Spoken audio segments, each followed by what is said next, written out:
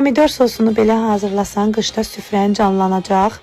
Bu dəfə pomidor və biberdən çox dadlı bir sos hazırladıq.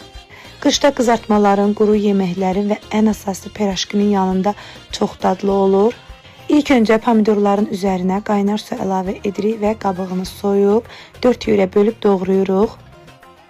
Daha sonra bu biberlərdən alırıq. Bu biberlərə Gürcüstan biberi deyirlər ki, acı olmur, şipşirin olur. Amma forması belə acı biber formasındadır.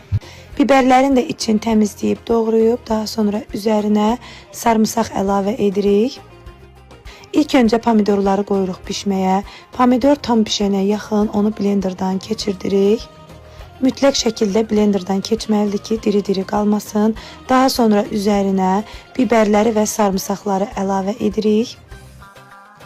Və biraz da qaynatdıqdan sonra yarım stəkan üzüm sirkəsi əlavə edirik. Yarım stəkan duru yağ əlavə edirik. Petruşka, ağ reyhan, duz və ən sonda bir xörək qaşığı şəkər əlavə edirik. İstəsəz acı biber də əlavə edə bilərsiniz. Çox dadlı olur.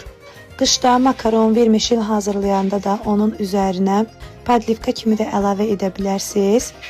Daha sonra xanımlar bankaları mütləq şəkildə steril edirik. Biz də ana bankaları bu formada steril edir və sosumuzu bankalara əlavə edib ağzını yaxşıca bağlayırıq. Əslində çox asandır. Atalarımız nə deyib? Yayda işlə, qışla dişlə. Həqiqətən qışın yavanlığıdır. Sona qədər izlədiyiniz üçün təşəkkür edirəm. Səhifəmi bəyəndisə takip etməyi, like edib və komment yazmağı unutmayın.